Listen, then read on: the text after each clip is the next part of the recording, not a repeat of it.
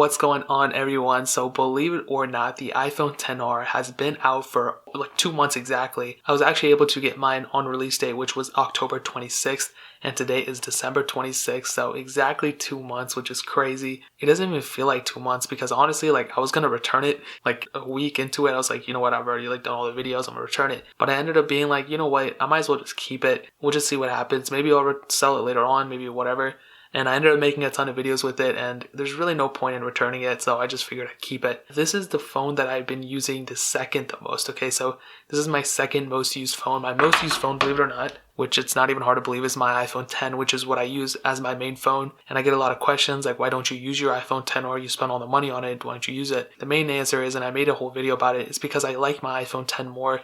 I think it's a better phone than the iPhone XR. But with that being said, I have been using the iPhone XR a lot. I would say I definitely made more videos with the iPhone XR than the iPhone X. So I think I have a kind of an opinion formulated 2 months down the line of how this phone has been holding up and pretty much everything like that. So some things that I'm just going to say outright.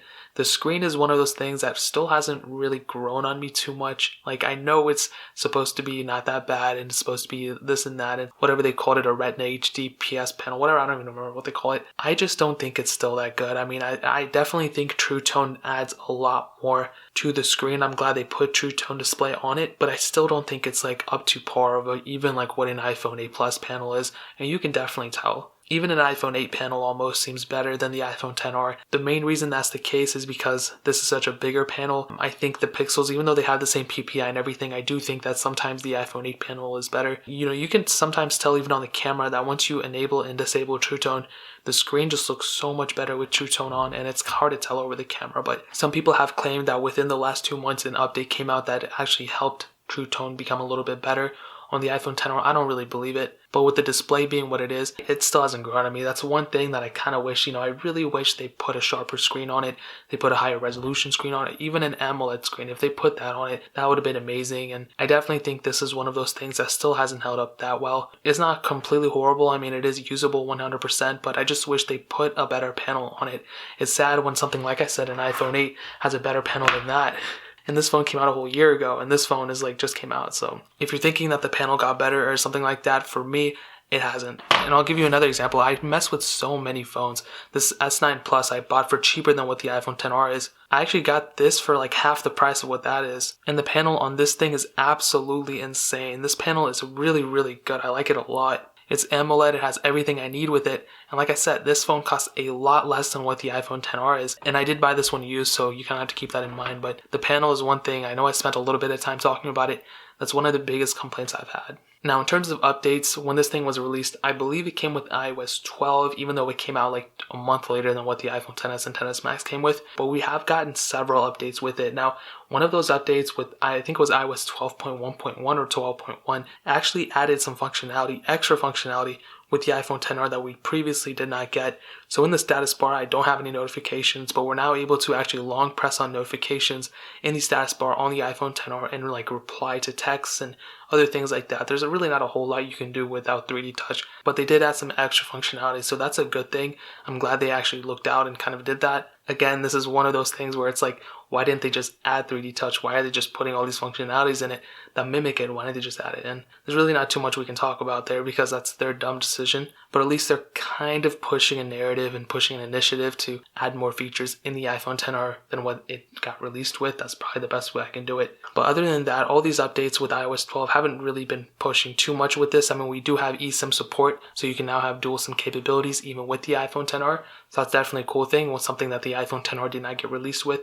It had the functionality, it had the dual SIM functionality, but you were not able to do that until just like a couple weeks ago, actually. Now here's another thing, and I made a separate video talking about this too. We've only gotten a few updates with iOS 12.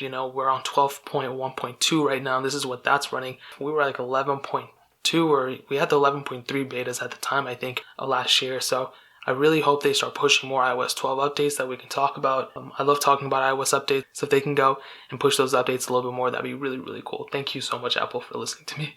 Now in terms of speed and everything, it's been perfectly fine. I'll show you my benchmark score, which doesn't really mean a whole lot, but I am on 332,064, and I don't know if I have so I do have some multi-core scores from before. On 12.1, I had 326,447, 12.1.1, I have 332,064, and I don't think I reran it after, but I'm pretty sure it's going to stay around that score. So I would say speed definitely has stayed consistent and hasn't gotten slow. It should not go slow. This phone was just released. It's not even like a year-old phone. It's barely, like I said, just turned 2 months. So we're not going to see this phone getting slow anytime soon.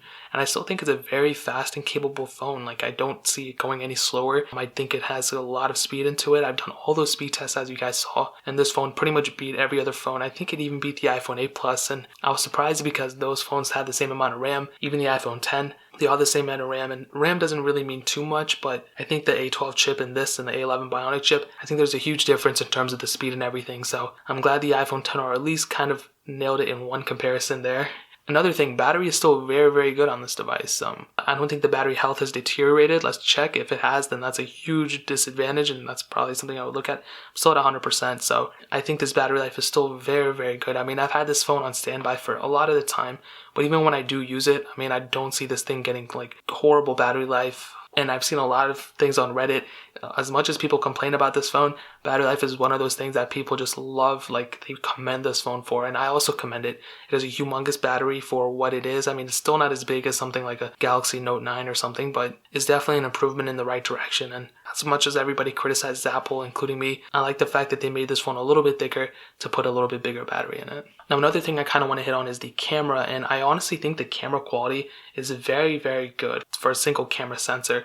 I do think the iPhone XS and XS Max obviously have a better camera because it has more functionality with it, but from the initial review, I'll actually tell you, I kind of changed my opinion because I compared, this was before I just kind of like took some photos with the iPhone XR, kind of just winged it, but afterwards, after the initial review, I was able to go and compare it to all those other iPhones, and you've probably seen those videos. If you haven't, just look up iPhone XR versus any other iPhone like an iPhone SE. I've done so many comparisons with it, and I noticed that the iPhone XR does do a better job at taking those photos. And even though that's mostly like a hardware review and our hardware kind of thing that the iPhone XR has, I'm definitely glad that I was able to test it further.